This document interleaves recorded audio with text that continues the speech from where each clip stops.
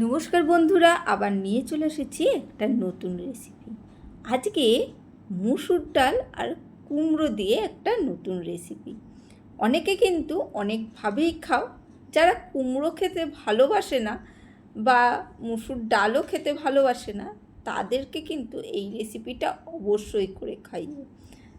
কেউ বুঝতেই পারবে না এটা মুসুর ডাল বা কুমড়ো দিয়ে রেসিপিটা হয়েছে। কুমড়োটা কেটে দেখতেই পাচ্ছ, ছোট ছোট টুকরো করে নিচ্ছি। অবশ্যই কিন্তু খোসাটাকে খুব সুন্দর করে ছাড়িয়ে দিতে হবে।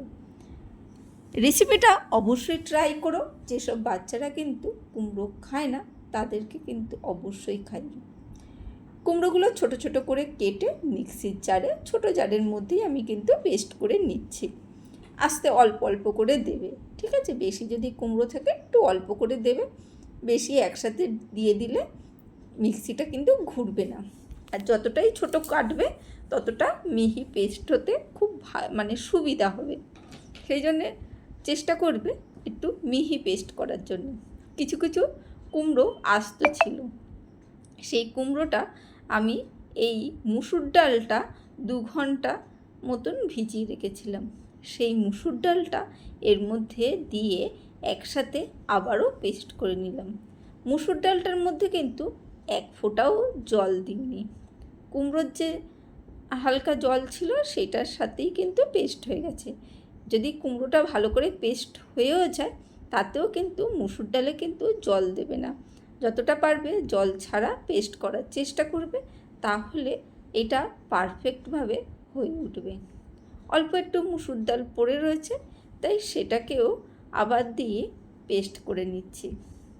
আর যারা এই পর্যন্ত দেখতে শুরু করে দিয়েছো কিন্তু লাইকটা দিতে ভুলে গেছো, অবশ্যই একটা ছোট্ট করে লাইক দিও। আর অবশ্যই ট্রাই করে দেখো। পুরো রেসিপিটা কিন্তু খুব সুন্দরভাবে দেখবে, না হলে শিখতে পারবে না। সামান্য একটু লবণ দিয়ে ভালো করে কিন্তু একটু হাতের সাহায্যে ফেটিয়ে নিলাম। আর দিয়ে দিলাম 2 চামচ মতন বেসন। কারণ এখানে যখনই লবণ দিলাম আর কুমড়ো থেকে জলটা কিন্তু বেশ ছেড়ে যাবে। যে কোনো সবজিতে কিন্তু একটু জল কাটে, তাই একটু বেসন কিন্তু লাগবে, তাহলে জিনিসটাকে টাইট করবে।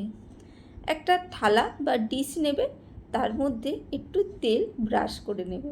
সুন্দরভাবে তেল ব্রাশ করে কড়াইয়ে একটু জল দিয়ে আমি এটাকে ভাপাতে বসিয়ে দিলাম। এইটার মধ্যে কিন্তু আরও মশলা দেওয়াই যায়, আমি কিন্তু সিম্পলভাবেই করেছি।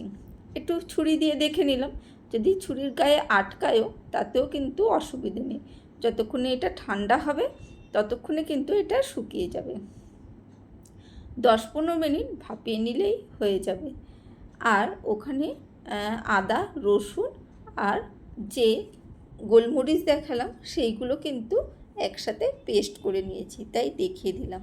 আর এইগুলো আমি একটু বরফি মতন কেটেছি, তোমরা কিন্তু চৌকো লম্বা যেরকম পারো কেটে নিতে পারো। কড়াইয়ের মধ্যে সাদা তেল দিয়ে দিয়েছি, সেইটা দিয়ে এই কুমড়ো এবং ডালের যেটা হয়েছে সেটাকে কিন্তু ভেজে নেব। এটাকে তোমরা ধোকা বলতে পারো, কিন্তু অ্যাকচুয়ালি ধোকার মতন কিন্তু নয়। ধোকা করতে গেলে এইটাকে আলাদাই কিন্তু কড়াইয়ে ভালো করে নাড়াচাড়া করতে হতো। আমরা কিন্তু সেটা করিনি, আমরা কিন্তু জলে ভাপিয়ে নিয়েছি। দেখো, দুদিকেই লাল লাল করে একটু হালকা করে ভেজে নিয়েছি। সবগুলো একসাথে দিইনি, তাতে কি হবে, ভেঙে যেতে পারে। সেই জন্যে অল্প অল্প করেই কিন্তু আমি ভেজে তুলে নিচ্ছি। তোমরাও কিন্তু এইভাবেই করো, না হলে একসাথে দিলে এই ডালের বড়াগুলো কিন্তু ভেঙে যাবে আর টুকরো টুকরো হয়ে যাবে। দেখো, আমি পেঁয়াজ নিয়ে নিয়েছি, 2টো পেঁয়াজ লম্বা লম্বা করে কেটে নিচ্ছি। কেটে ওই তেলের মধ্যে পেঁয়াজগুলোকে হালকা করে ভেজে নেব। আর ওইদিকে আদা, রসুন আর গোলমরিচটা কিন্তু আমি পেস্ট করে নিয়েছি। এদিকে দেখো, পেঁয়াজগুলোকেও হালকা করে লবণ দিয়ে চাপা দিয়ে দিয়ে কিন্তু লো ফ্লেমে ভেজে নিলাম। রেসিপিটা যদি পুরো ভালোভাবে দেখো, অবশ্যই এইভাবে আমার মতনই সুস্বাদু করে কিন্তু রান্নাটা করে নিতে পারবে। পেঁয়াজগুলো দেখো গোলাপি থেকে হালকা লাল হয়েছে, সেই পর্যায়ে আমি মিক্সির বাটির মধ্যে তুলে নিচ্ছি। এইটা কিন্তু পেস্ট করে নেব, তাই গ্যাসের ফ্লেমটা একদম লো করে আমি এইটার মধ্যে মিক্সির বাটির মধ্যে তুলে রাখছি এবং ঠান্ডা হতে দিচ্ছি। এক্ষুনি কিন্তু বাটবো না। আর কড়াইতে যদি তেল থাকে ভালো, যদি না থাকে সামান্য একটু তেল দিয়ে আদা, রসুন আর গোলমরিচ যেটা বেটেছিলে সেইটাকে দিয়ে দিলাম। দিয়ে হালকা লবণ দিয়ে মশলাটাকে কষিয়ে নিতে হবে। আর অবশ্যই একটু হলুদ গুঁড়ো দিয়ে দেবে, সেটাকেও খুব সুন্দরভাবে কষিয়ে নেবে। রান্নাটা একবার ট্রাই করো, একবার খেলে মুখে লেগে থাকবে, বারবার খেতে ইচ্ছা করবে। সবাই কিন্তু এটা দিয়ে ভাত, রুটি সব কিছুই খেয়ে নিতে পারবে। একটু রঙের জন্য কিন্তু কাশ্মীরি লঙ্কার গুঁড়ো দিয়ে দিয়েছি, তাতে খুব সুন্দর রঙ আসবে।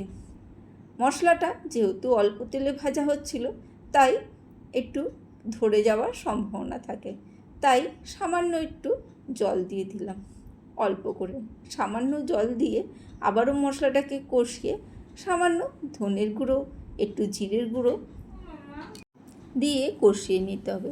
এগুলো তো বেসিক মশলা, এইগুলো তো দিতেই হয়। ভালো করে একদম মিডিয়াম ফ্লেমে মশলাটা কষিয়ে নিচ্ছি, যাতে মশলা থেকে কাঁচা গন্ধটা চলে যায়। দেখো মশলাটা দেখেই বোঝা যাচ্ছে যে মশলাটা খুব সুন্দরভাবে কষানো হয়েছে। আর এর মধ্যে দিয়ে দিলাম সামান্য 1 চামচ টক দই, একদম 1 চামচ মতন কিন্তু টক দই দিয়েছি, একদমই বেশি নয়, তাই বেশি দরকার নেই। আর টক দইটা কিন্তু একদম ঘন ছিল। যদি তোমাদের পাতলা হয় তাহলেও বেশি বড় চামচ নিও না, একটু ছোটো চামচেই কিন্তু তোমরা দিও। টক দইটাও কিন্তু একদম লো ফ্লেমে ভালো করে কষিয়ে নিয়েছি, দেখতেই পাচ্ছ একদম লো ফ্লেমে কষিয়েছি, তাই কোনো কিন্তু টক দইটা জল কেটে যায়নি। দেখো মশলা থেকে তেল বেরিয়ে আসতে শুরু করেছে। সামান্য একটু কয়েক দানা চিনি দিয়ে দিলাম, তাতে কি হবে রান্নাটা স্বাদটা ব্যালেন্স আসবে। তাই দেখো মশলাটা আমার শুকিয়ে গেছে, তার মানে মশলাটা কিন্তু খুব সুন্দরভাবে কষানো হয়ে গেছে। বেশ অনেকক্ষণ ধরেই কিন্তু কষিয়েছি। এরপরে সামান্য একটু জল দিয়ে দিচ্ছি পরিমাণ মতো।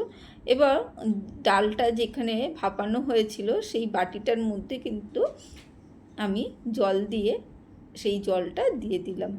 আর ওইটা কিন্তু ডালটা কিন্তু 10 থেকে 15 মিনিট কিন্তু ভাপিয়ে নেবে, তাহলেই কিন্তু হয়ে যাবে। আর ডাল কিন্তু খুব তাড়াতাড়ি ড্রাই হয়ে যায়, সেই জন্যে কোনো চিন্তা নেই, এইটুকুনি সময়ের মধ্যে কিন্তু হয়ে যাবে। পরিমাণ মতন জল দিয়ে দিয়েছি, ডালের মধ্যে তো মানে জলটা টানবে, তাই সেই পরিমাণ কিন্তু জলটা আমি দিয়েছি। এখানে এবারে যে পেঁয়াজটা পেস্ট করে রেখেছিলাম, ভাজা পেঁয়াজটা, সেইটা দিয়ে দিলাম। সেটা দিয়ে ভালো করে মিশিয়ে এবারে একটু ফুটতে দেবো। একটু ফুটে উঠলেই কিন্তু এই যে ডালের আমরা চৌকো চৌকো বড়া করেছি সেইগুলো আমরা কিন্তু দিয়ে দেবো। আর এইদিকে দেখো বাইরে কিন্তু বেশ বৃষ্টি নেমে গেছে, সেইটাই একটু তোমাদের সাথে শেয়ার করে দিলাম।